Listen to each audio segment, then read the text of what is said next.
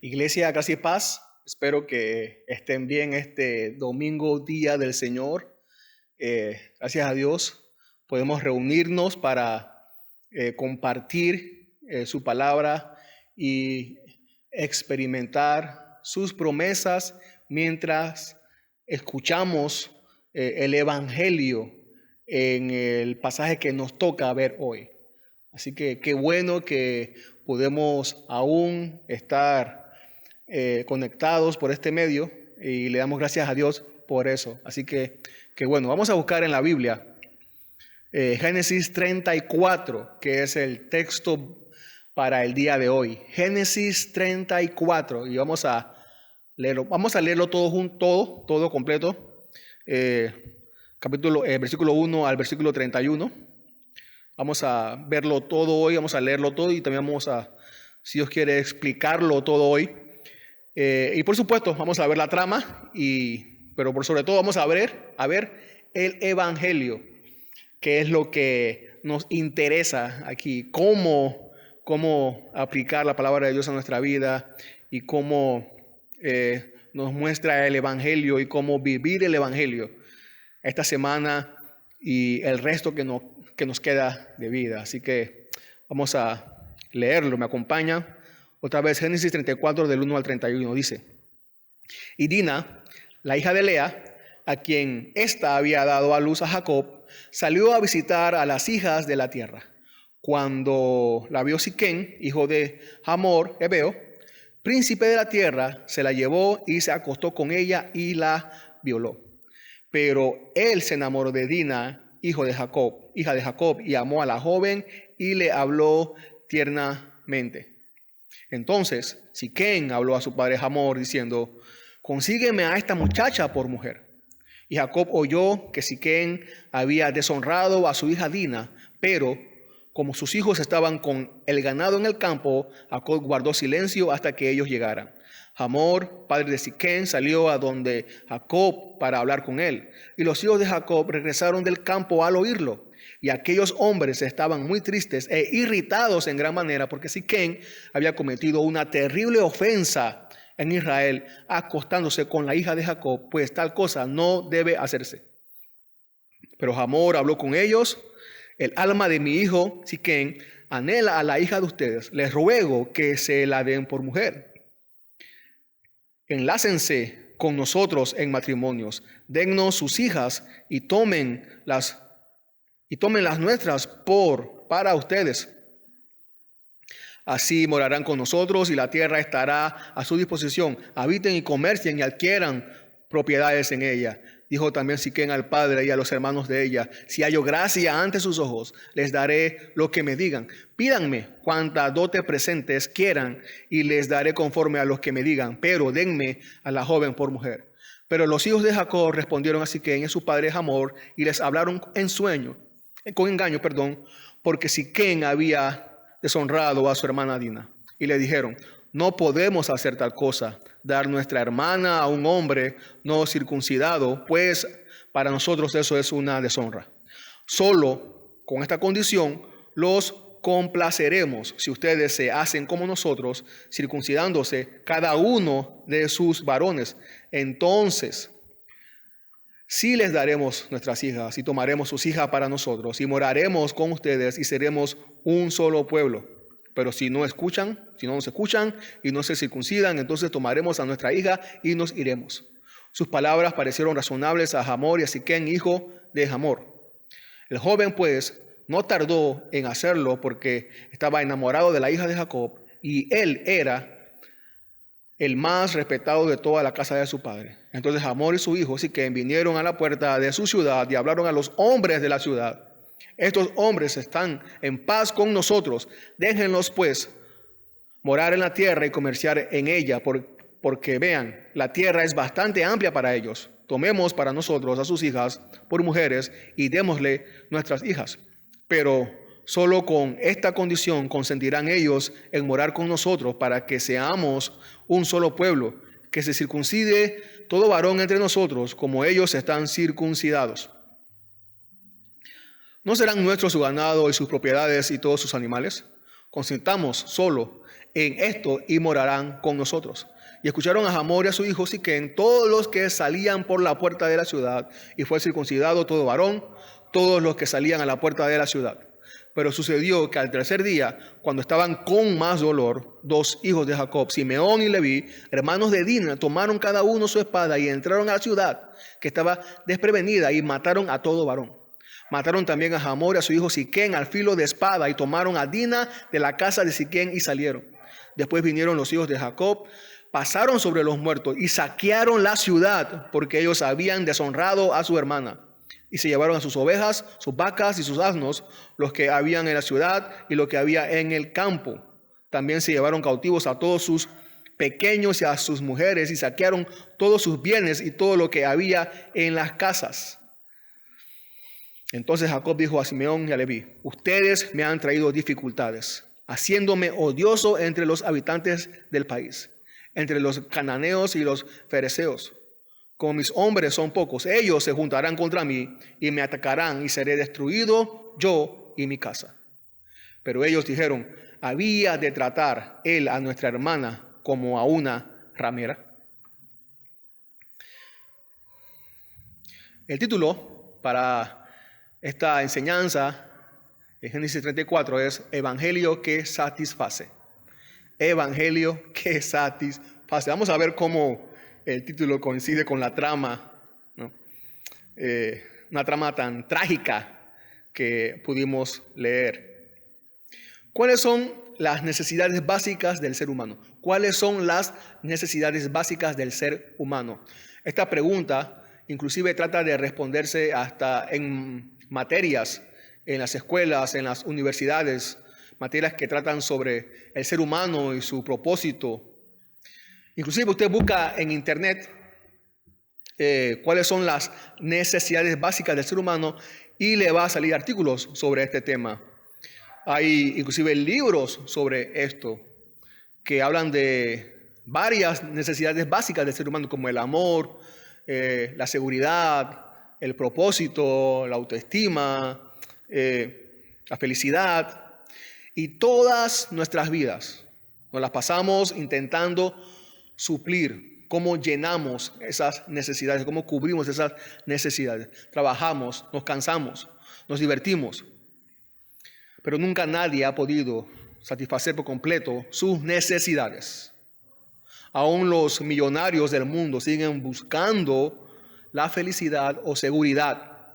El ser humano, desde que entró el pecado al mundo, nunca ha dejado de buscar cómo satisfacer estas necesidades y de buscarlas y de buscar cómo suplirlas, inclusive sin Dios lo hacen. Algo que precisamente ocurre en este episodio, en este pasaje.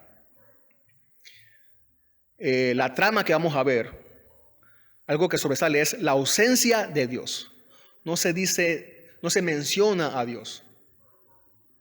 No se dice algo como que Jacob buscó a Dios, o Jacob adoró a Dios, o como que Dios se le apareció y le dijo, o como que Dios mandó a alguien o algo parecido. Nada, no se menciona a Dios. No hay ninguna palabras que se refieren a Dios inclusive. Este episodio de la vida de Jacob comienza y termina sin Dios. Aparece esta tragedia que se vuelve una tragedia más grande, pero todo es producto de buscar, llenar, buscar, satisfacer estas necesidades de felicidad, amor, seguridad y justicia, pero sin Dios. Es lo que vamos a ver en este episodio, como dije. Pero también, por supuesto, no vamos a terminar sin ver cómo es que Cristo sí satisface esas necesidades por completo. Este pasaje nos muestra eso. ¿Cuáles promesas y cómo Cristo promete satisfacer nuestras necesidades que el mundo no puede? Bueno, versículo 1, otra vez. Vamos a ver la necesidad de felicidad y cómo solo en Cristo nos es satisfecha. Versículo 1. la necesidad de felicidad y cómo solo en Cristo nos es satisfecha. Dina, la hija de Lea, dice el versículo 1, a quien ésta había dado a luz a Jacob, salió a visitar a las hijas de la tierra. La semana pasada dejamos, ¿se acuerdan? A Jacob en Siquén, compró un campo y estaban allí frente a la ciudad cananea, ahí en Siquén. Ellos estaban allí, recuerden, el pueblo de Dios. Está allí, dentro de un pueblo que no adora al verdadero Dios. Ellos son el pueblo del pacto, dentro de un pueblo que no adora al verdadero Dios. Pero Dina quiso salir a visitar a las hijas de la tierra, a las jóvenes de la tierra. ¿Qué significa esto? Bueno, vemos la necesidad aquí de todo ser humano en busca. Comienza Dina a mostrar una necesidad, que es en busca de diversión o de felicidad. También podríamos decir. Dina era una joven, recordemos, la única mujer joven, la única hija joven en la familia. Todos los demás eran hombres. Y la mayoría más grande que ella. Sin nadie de su edad con quien conversar. Imagínense eso. Y sabiendo que tenía la ciudad enfrente y que allí había otras jóvenes como ella. La tentación, por supuesto, era grande. Si tomamos estos detalles, seguro entenderemos por qué Dina salió a visitar a las hijas de la tierra. Inclusive, hasta muchos nos identificaríamos con ella. No es nada extraño. Lo contrario sería que ella no saliera a visitar a las hijas de la tierra.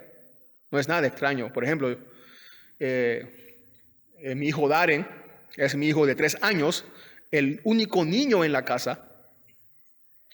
Y hay veces que él se siente solo, sin nadie con quien jugar. Él juega con papá, él juega con mamá, pero sabe que no es lo mismo que jugar con otros niños de su edad. A veces dice, estoy aburrido. Y quiere salir a ver a sus primos de su edad para jugar con ellos. No es extraño, mucho menos entonces que un adolescente o joven quiera buscar amigos fuera de su casa. Amigos de su edad fuera de su hogar. Y sabemos por experiencia propia que hay otros sentimientos también implicados. La diversión, como dije hace un momento, el ser aceptados, estar a la moda, inclusive el amor. Y todas estas cosas que muchos unen para ser felices. Dina llega, no sabemos qué tan sola, porque recuerden que estas jóvenes, sobre todo si tenían dinero, tenían algunas siervas para ayudarlas. Se nos cuenta que tanto Sara, ustedes recordarán, y Rebeca entraron a ciudades cananeas, pero con sus esposos, y no les fue bien. Dina, en cambio, sin la compañía de un hombre, por lo menos, entra sola a una ciudad extranjera, en una ciudad cananea. Por supuesto, no era prudente sin la protección necesaria. De la misma manera que sabemos, no podemos, de la misma manera que sabemos que no podemos a ciertas horas andar por algunos lugares donde vivimos, porque son peligrosos. No sabemos dónde estaba Jacob. Sabemos que sus hermanos estaban en el campo trabajando. No se nos dice si Jacob sabía o no de la salida de Dina a la ciudad. No se nos dice nada parecido. Parece que no sabemos si realmente Jacob sabía o no sabía, si Dina se había escapado o si él le había dado permiso. No sabemos, no se nos dice nada sobre eso. Pero de cualquier forma es un llamado a nosotros los padres a estar pendientes de nuestros hijos. Una vez, precisamente esto me recordó a que una vez vi un reportaje en la televisión de DW, este canal alemán en español, que contaba la historia de un padre en Alemania que vivía solo con su hija. Y un día, este padre llegó a su casa y no encontró a su hija. No la encontró, la buscó, no la encontró.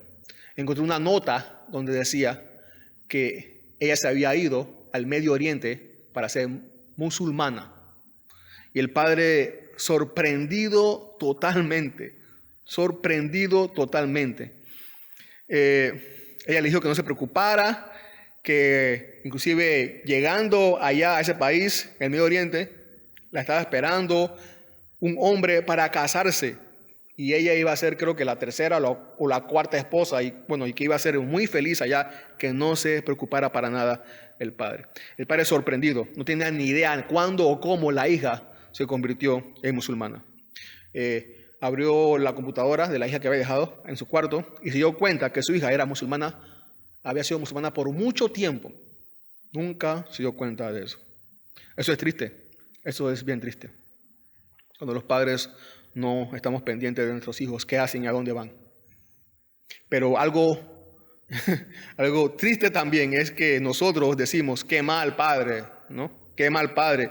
¿Cómo no se dio cuenta en lo que andaba su hija? Y nosotros mismos estamos así también, igual de ciegos. O peor que este papá. Precisamente por eso tenemos que preguntarnos, ¿por qué Dina va a socializar a un pueblo que Dios había maldecido? ¿Por qué Dina va a socializar y a hacer amigas y amigos a un pueblo que no tenía la bendición de Dios? A un pueblo que tenía un estilo de vida contrario a los mandamientos de Dios. ¿Por qué? Lo de andar sola en una ciudad cananea era lo de menos comparado con el mandamiento de Dios de estar prohibido entrar en intimidad con ciudadanos cananeos. Los padres debemos enseñarle a nuestros hijos dónde nuestra necesidad de felicidad es satisfecha, dónde es realmente satisfecha. Buscar amigos no está mal por supuesto, pero buscarlos fuera del pueblo de Dios, sí. Alguien puede decir, pero es que ella estaba sola, ella no tenía amigos, no tenía con quién conversar de su edad y era la única mujer joven allí. Aún así, la obediencia a Dios es más importante. La obediencia a la voluntad de Dios es más importante. Y como alguien dijo, hallamos contentamiento en el mismo lugar donde encontramos la salvación, en Cristo. El salmista dice así, Salmo 43:4, entonces llegaré al altar de Dios, a Dios, mi supremo gozo. Si el supremo gozo de Dina hubiera sido Dios, esperaría en Él. Esta es la promesa de Jesús. Juan 15:11. Estas cosas les he hablado para que mi gozo esté en ustedes y su gozo sea perfecto. Y el apóstol Pedro nos recuerda que este gozo del cristiano es un gozo inexplicable y glorioso. 1 Pedro 1:8, a quien sin haber visto ustedes lo aman y a quien ahora no ven pero creen en él y se regocijan grandemente con gozo inefable y lleno de gloria. Inefable, o sea, inexplicable. Si nuestra felicidad está fundamentada en la diversión que este mundo nos pueda ofrecer, estamos perdidos. Ni siquiera nada que podamos conseguir en este mundo, por más bueno que parezca,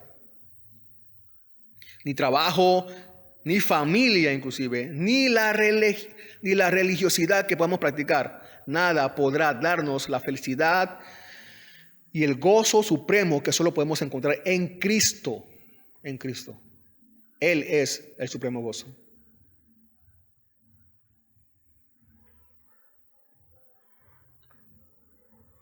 Número 2, ya vimos la necesidad de felicidad y cómo solo en Cristo nos es satisfecha. Ahora vamos a ver versículos de 2 al 8, la necesidad del amor y cómo solo en Cristo nos es satisfecha.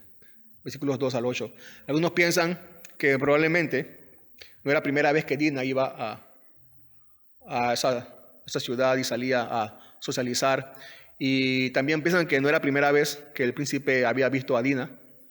Y si el príncipe había visto a Dina, eso quiere decir que Dina entonces frecuentaba, ¿no?, este ambiente de los ricos y famosos de esa ciudad. Claro, ella podía, su papá era rico. Así que Siquén la vio y le dio rienda suelta a sus pasiones y a su poder. Dina no estuvo de acuerdo, no consintió en tener relaciones sexuales con Siquén. Solo Dina, entonces, sin la ayuda adecuada, él la forzó y obligó.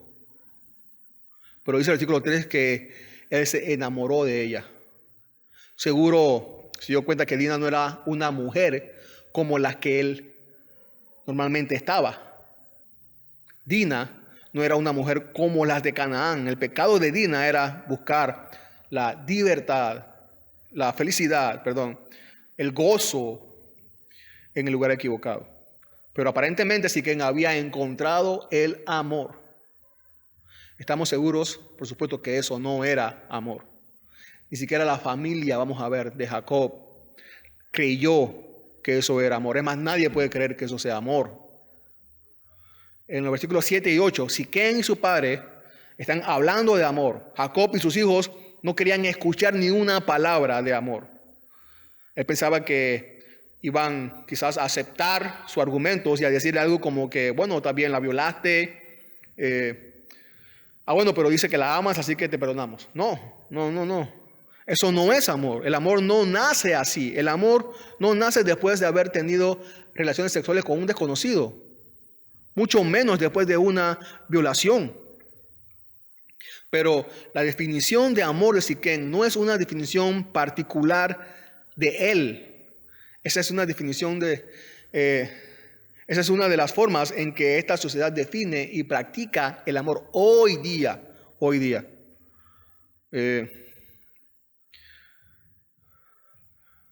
Definición del amor muy particular de esta época inclusive.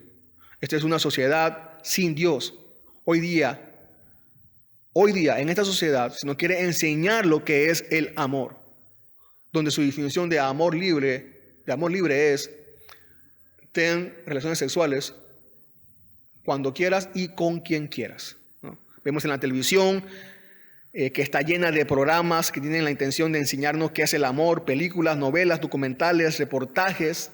Se jactan de amar de verdad, pero la verdad es que no puedes amar de verdad sin Dios. Dice la Biblia que Él es amor. Dios es amor. El amor se desprende de la naturaleza de Dios, no del ser humano. Nosotros no somos amor. Él es amor. Nosotros podemos recibir amor, podemos dar amor, pero no somos amor. Dios es amor. El amor nace en Dios, se origina en Dios. La Biblia dice que Dios también da amor y también dice que Dios, tiene amor, pero aunque eso sea verdad, la Biblia va mucho más allá y dice que Dios es amor. Esa es la razón principal del por qué Él tiene amor y da amor, porque Él es amor. Así que la única forma de que el amor haya entrado en este mundo es porque Dios ha compartido su amor con el ser humano cuando lo creó. Pero el amor es una de las virtudes divinas que el pecado, sabemos, desvirtuó. El amor del ser humano no es puro. El amor del ser humano está siempre manchado por el pecado. Nuestra necesidad de amor y el pecado en nosotros hace que lo confundamos con atracción física, que lo confundamos con nuestros gustos personales o que lo confundamos con lo que yo siento en mi corazón. No amamos como debemos, según el carácter de Dios. Así que debes regresar a Dios para amar correctamente. Primera de Juan 4:7. Primera de Juan 4:7 dice así: amados, amémonos unos a otros, porque el amor es de Dios. Y todo el que ama es nacido de Dios y conoce a Dios. Solo si has nacido de Dios y si conoces a Dios, puedes amar de verdad. Una persona que no cree que Dios exista no puede amar como el amor de Dios es. Y para que una persona ame como Dios ama, tiene que nacer de Él. Nacer de Dios. Y como dice Juan también más adelante, nosotros hemos nacido de Él. No tenemos que buscar imitar el amor de la sociedad para nada. El amor con el cual nosotros nos amamos y podemos amar al prójimo es el amor de Dios, que es perfecto puro. Inclusive hay una definición en 1 Corintios 13 acerca de cómo debemos amar, porque Dios ama de la misma forma. Porque ese es el amor de Dios. Así que no puedes amar si no conoces a Dios. ¿Conoces tú a Dios? No te pregunté si tú crees que Dios existe. No, sino que si conoces a Dios. Y la única forma de que alguien conozca a Dios es a través de su palabra, leyendo la Biblia. Porque es allí en donde Dios se ha revelado al ser humano. Es allí donde Dios se nos ha revelado a nosotros. Allí es donde conocemos a Dios y cómo es el amor de Dios y cómo debemos amar entonces de verdad a través de su palabra. Siquem muestra la necesidad de amor de la sociedad y cómo está sin Dios. El único amor que llegan a experimentar es un amor defectuoso por el pecado. Debemos conocer a Dios para conocer su amor, porque solo esta clase de amor suplirá nuestra necesidad de amar y ser amados. Jesús dijo que el mandamiento más importante era amar a Dios y el segundo es amar al prójimo. No al revés, no es amar al prójimo y amar a Dios. No, tampoco solo amar al prójimo. Primero amas a Dios y después que ames a Dios puedes amar el resto del mundo de la forma correcta. Nuestra necesidad de amor y amar ha sido suplida, satisfecha por el mismo amor de Dios que es fiel, eterno y perfecto. Ningún otro amor puede satisfacer nuestra necesidad. Tiene que ser un amor con esas características. Solo un amor así suplirá nuestra necesidad de amar y ser amados. En una ocasión, en una reunión con un famoso teólogo llamado Karl Barth, algunos jóvenes aprovecharon la oportunidad para preguntarle si él podía resumir la teología de todos estos tantos años que él había estudiado y que era lo más importante que él creía de la doctrina. Un resumen de eso. Y él dijo, sí, por supuesto. Y se quedó pensando por unos segundos y dijo, esto es el resumen de la teología que he estudiado por muchos años. Dijo, Cristo me ama, bien lo sé. La Biblia dice así. Cristo me ama bien. Este famoso teólogo, ¿no?, de tantos años estudiando la palabra de Dios, dice que esto es lo más importante que él ha estudiado en la Biblia. El resumen de todo. Cristo me ama, bien lo sé. La Biblia dice así. Cuando conoces ese amor, Él te amará como nadie nunca te amará y tú amarás como Él ama. Necesidad de amor satisfecha solo por Él.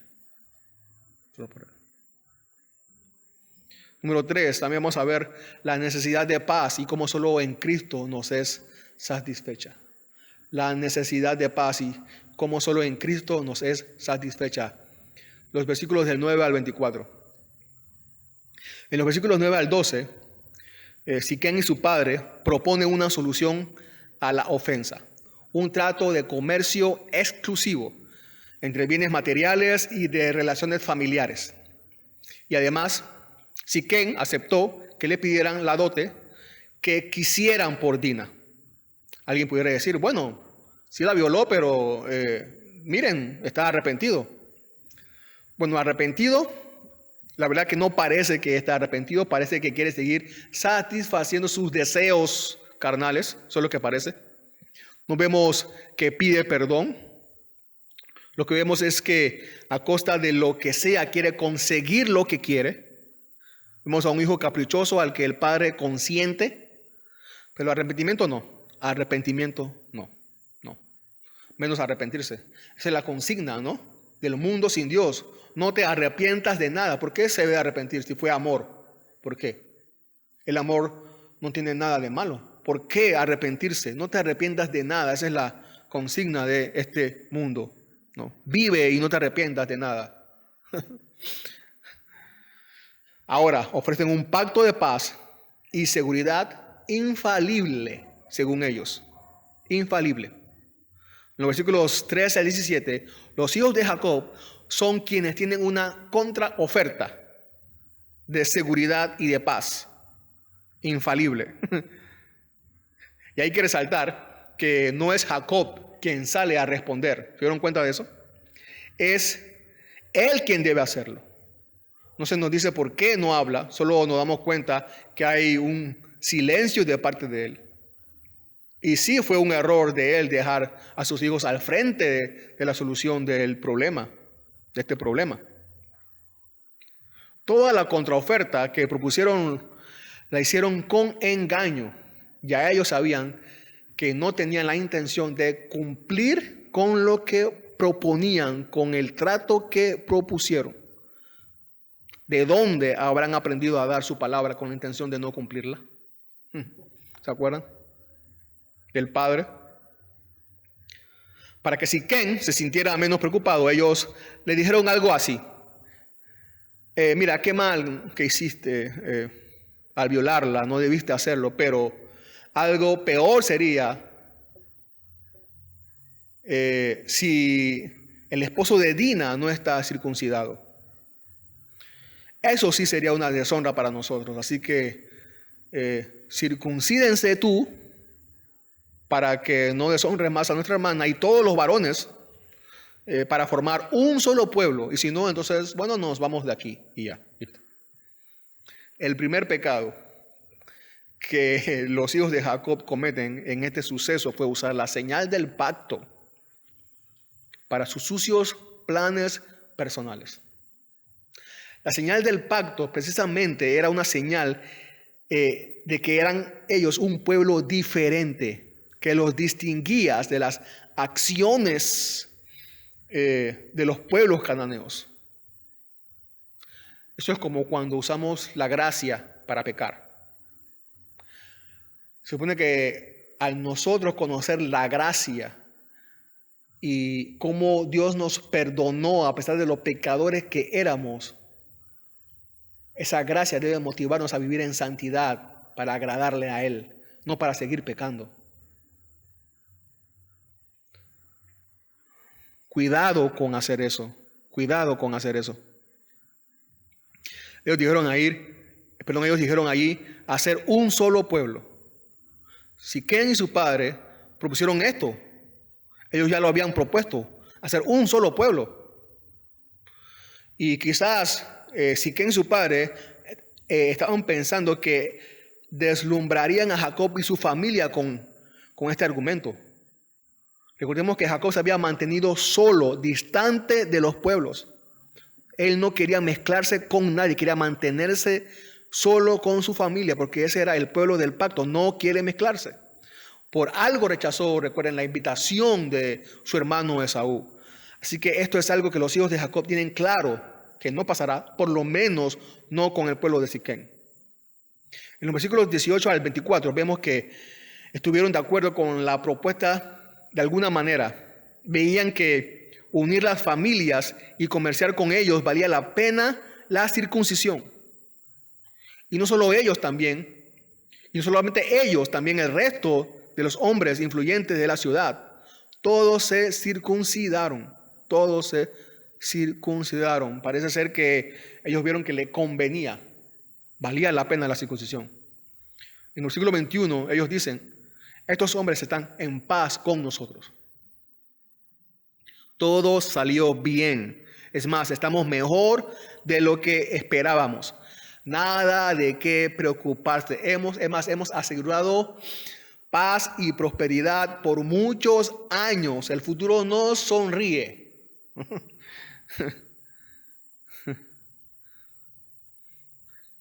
Tenían una falsa seguridad. Ellos hablaban de paz y seguridad porque habían asegurado precisamente un trato de prosperidad material.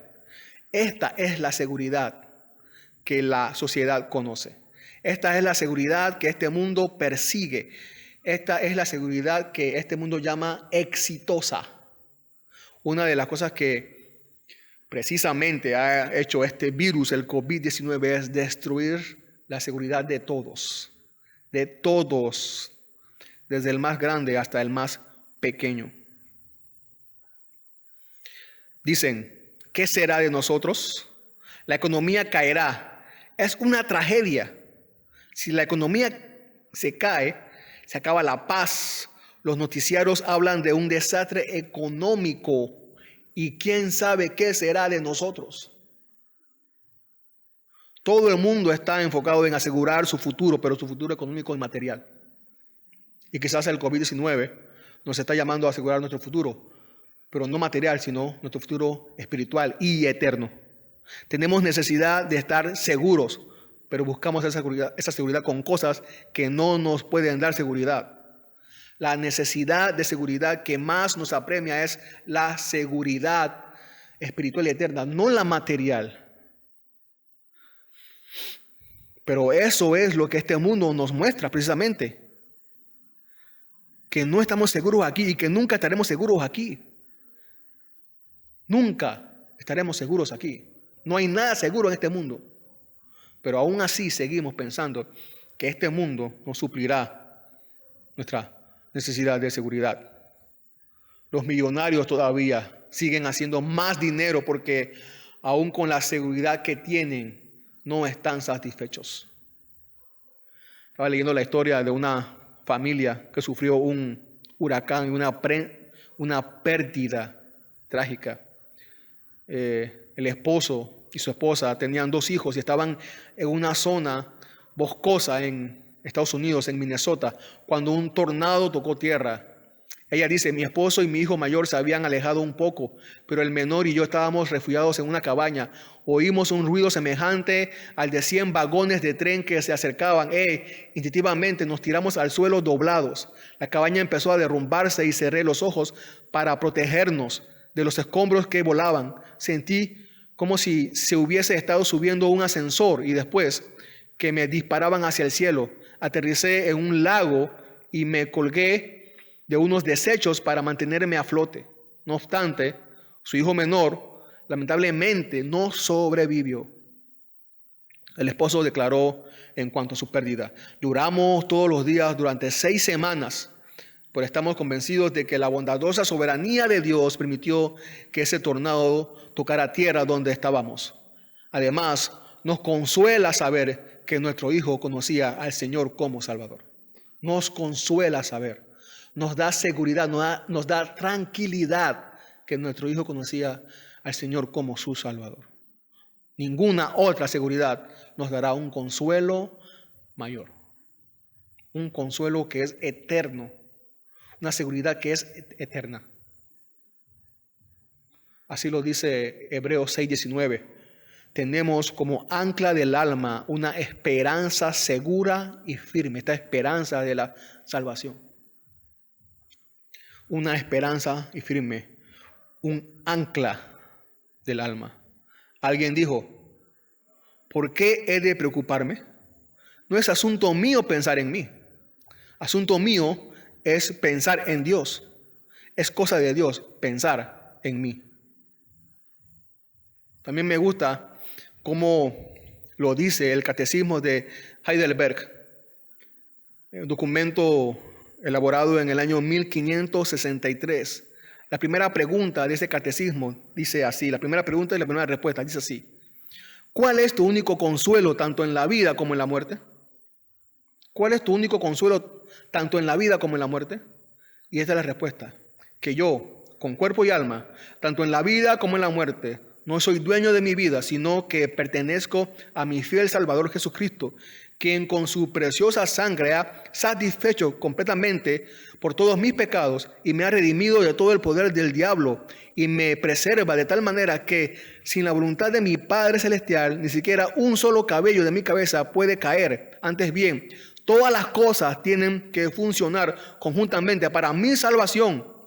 Por esa razón, por su Espíritu Santo, Él también me asegura la vida eterna y me dispone y prepara de todo corazón para vivir de ahora en adelante para Él. Este es mi consuelo tanto en la vida como en la muerte. Mi seguridad. tanto en esta vida como en la muerte. Nuestra seguridad no está en las promesas que nos hagan los hombres, no está en los pactos que podamos hacer entre nosotros de prosperidad. Se encuentra en el pacto hecho por Dios con nosotros, que es un ancla eterna. La paz y prosperidad que estos hombres habían vaticinado por muchos años, solo le duró 3 días. Que es la cuarta parte y última, la necesidad de justicia y cómo solo en Cristo nos es satisfecha. La necesidad de justicia y cómo solo en Cristo nos es satisfecha. Los versículos del 25, entonces, vamos a comenzar con el versículo 25 al 29, que nos hablan de los hijos de Jacob, dos hijos de Jacob, Simeón y Leví, hermanos de Dina. Estos entraron a la ciudad y se llevaron a Dina, mataron a los hombres, incluyendo al príncipe y al rey. Sacaron la ciudad y se llevaron animales cautivos, mujeres y niños.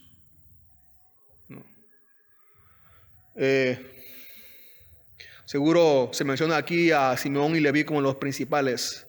Muy probablemente ellos no fueron solos, pero se mencionan porque quizás eran los líderes que habían, que estaban yendo en esta misión, ¿no? Para como vamos a ver, la venganza. Sin duda alguna, cuando uno sufre un agravio, una ofensa por otra persona, sin provocarlo, uno se siente molesto, muy molesto. Si alguien sufre algún asalto y el policía atrapa al ladrón y le devuelven los objetos que le robaron, eso no es suficiente. La persona quiere, o queremos nosotros mismos, si nos pasa a nosotros, queremos golpear al ladrón para que aprenda la lección. Si no golpeas al ladrón, si alguien no golpea al ladrón, no ha recibido lo merecido, lo justo. Por supuesto, Dina no recibió un trato justo de Siquén. Dina, según las palabras de ellos, fue tratada como una ramera. Pero Dina no era una ramera. Así que eso es algo injusto. Así que la necesidad de justicia nace. Dice Juan Calvino, así, por el odio de un solo pecado, se apresuran furiosamente, adelantándose a cometer crímenes más grandes y más intolerables. Por lo tanto, debemos guardarnos, no sea que después de habernos convertido en jueces severos, condenando las faltas de otros, nos apuremos de manera desconsiderada hacia el mal. Pero principalmente debemos abstenernos de remedios violentos que superan el mal que queremos corregir. En este caso fue así. El remedio fue peor que la enfermedad. Eso es venganza, no justicia. Venganza. Yo creo que todos nos hemos dado cuenta de las últimas protestas que han habido en Estados Unidos por este grupo llamado Las Vidas Negras Importan, en español, que han estado en toda la televisión a nivel mundial. Este grupo ha protestado por la muerte de un hombre negro que fue asesinado injustamente por un policía.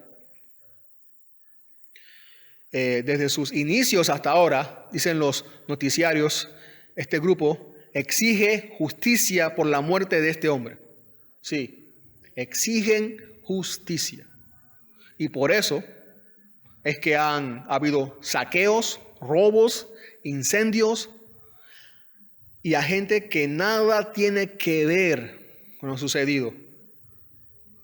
Estas personas han sido afectadas grandemente. Gente que no tiene nada que ver. ¿Así se hace justicia? ¿Así se hace justicia? No. Es tanta nuestra necesidad de justicia que la hemos pervertido y la confundimos con venganza. Precisamente la ley de ojo por ojo y diente por diente tenía la ventaja era impedir que la venganza se confundiera con justicia. Dice el versículo 30 y 31. Entonces Jacob dijo a Simeón y a Leví: ustedes me han traído dificultades, haciéndome odioso entre los habitantes del país, entre los cananeos y los fereceos. Como mis hombres son pocos, ellos se juntarán contra mí y me atacarán y seré destruido yo y mi casa. Pero ellos dijeron: había de tratar él a nuestra hermana como a una ramera. ¿Se vengaron? Sí, se vengaron. ¿Hubo justicia? No, no hubo justicia, hubo venganza. El mundo no ha cambiado. Generalmente cuando una persona toma la justicia en sus manos, no es justicia, sino venganza. Otra vez, hemos pervertido la justicia desde los gobernantes hasta los ciudadanos más comunes. Pero seguimos anhelando justicia verdadera. La necesitamos. Este acto, vamos a ver que este acto de Simeón y Leví de matar a todos estos hombres es condenado por Dios. Simeón y Leví sufren inclusive las consecuencias. Más adelante vamos a ver cuando Jacob profetiza con cada uno de sus hijos antes de morir. En el capítulo 49, versículos 5 y 6, esta es la profecía para Simeón y Leví. Génesis 49, 5, 6 y 7. Dice Jacob: Simeón y Leví son hermanos, sus armas instrumentos de violencia. En su consejo no entre mi alma, a su asamblea no se una mi gloria, porque en su ira mataron hombres y en su terquedad mutilaron bueyes. Maldita sea su ira, porque es feroz, y su furor, porque es cruel. Los dividiré en Jacob y los dispersaré en Israel. Ahí está el castigo. Los dividiré en Jacob y los dispersaré en Israel. Dice comentario con respecto a esto: la crueldad y la ira de Simeón y Leví en Siquén no había sido olvidadas.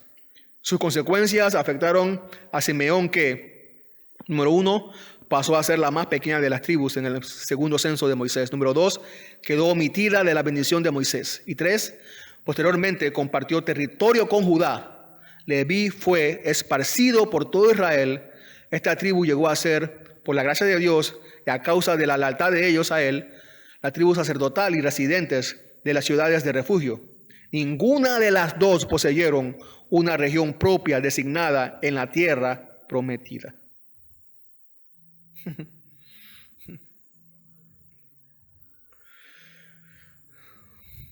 Narrar inclusive este episodio de venganza después de la reconciliación entre Esaú y Jacob, después del perdón que Esaú le otorga a Jacob sin merecerlo, deja mal a los hijos de Jacob. Probablemente por eso Jacob guardó silencio y quizás prefirió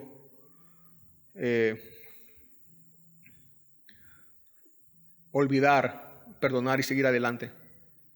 Pero ese silencio no fue suficiente. ¿No debemos perdonar acaso? Sí debemos perdonar. Y mucho más si hemos sido perdonados. Dios nos ha reconciliado con Él. Hemos sido perdonados cuando no lo merecíamos. ¿Si quién merecía el perdón? No. ¿Nosotros merecíamos perdón? Tampoco. Nos toca a nosotros perdonar. La justicia es de Dios. Dice el salmista, Salmos 11:7. Pues el Señor es justo, Él ama la justicia. Y también dice el Salmos 89:14, la justicia y el derecho son el fundamento de su trono. La justicia y el derecho son el fundamento de su trono. O sea que su justicia es incomparable, majestuosa. poderosa y eterna. Refiriéndose a la obra del Mesías, dice la Biblia: vienen días, declara el Señor, en que levantaré a David un renuevo justo, hablando del Mesías, del Cristo. Y él reinará como rey, actuará sabiamente y practicará el derecho y la justicia en la tierra. Tanto en la primera venida de Jesús como también en la segunda venida, que será por siempre. Nunca dejaremos de sentir necesidad verdadera de justicia en este mundo. Y al ver que no la obtendremos, nos frustrará. Y nos moriremos muy probablemente sin haber experimentado justicia en este mundo. Pero eso no quiere decir que nunca nuestra necesidad de justicia se cubrirá. Es una promesa de Jesús. Mateo 5:6 dice: bienaventurados los que tienen hambre y sed de justicia, pues ellos serán saciados. Solo Él promete satisfacer nuestra necesidad de justicia. Solo la justicia de Cristo es perfecta y por lo tanto la única capaz de suplir nuestra necesidad de ella. En el cielo nuevo y la tierra nueva será la justicia de Cristo la que se establezca para su pueblo y será perfecta y eterna. Nos gozaremos en la justicia, algo que no podemos hacer aquí en este mundo. Nunca más hambre de justicia, nunca más. Aquí siempre hambre de justicia, allá nunca más hambre de justicia. Solo hay alguien y un lugar donde nuestras necesidades, donde todas nuestras necesidades más importantes, esenciales, serán satisfechas. Y no es en este mundo, y por más que se intente mejorar este mundo, ni nosotros, por más buenos que creamos que somos. Ni nosotros. No. Ese alguien es Cristo. Y ese lugar es su reino, donde estará su pueblo y Él será su Dios. Nunca fuera de Él, ni aparte de Él. Tenemos todas las promesas que llenan todas nuestras necesidades, que satisfacen todas nuestras necesidades. Si tú quieres felicidad, si tú quieres amor, si tú quieres seguridad, si tú quieres justicia, Cristo tiene la mejor oferta. Estas son las buenas noticias de Cristo. Este es el evangelio que satisface nuestras grandes necesidades. Vamos a orar. Señor, gracias. Gracias, Señor, por tu palabra y por tus promesas que son eternamente maravillosas. Que cada día más, que nuestra esperanza nos haga permanecer cada día más esperando, Señor, tus promesas. No hay nada que buscar en el mundo. Nosotros decimos, como decía el salmista: ¿a quién tengo yo en los cielos sino a ti? Y fuera de ti nada deseo ver en la tierra. Nada, nada. Todo lo que necesitamos, Señor, todas nuestras necesidades han sido suplidas, cubiertas, satisfechas en ti. Nuestra felicidad está en ti, nuestro gozo en ti, nuestra paz, la seguridad está en ti. Nuestro amor, tu amor en nosotros, Señor. Ya no necesitamos. Y tu justicia que es con la que vamos a reinar por siempre, Señor. Gracias, gracias. Tu gracia, Señor, una vez más nos sorprende. Tus promesas, Señor, nos mueven, nos guían y nos sostienen en esta vida. Sigue proveyendo para nuestras necesidades y nosotros cumpliendo con tu misión, Señor, de predicar el evangelio a todos. Gracias por todo. Amén.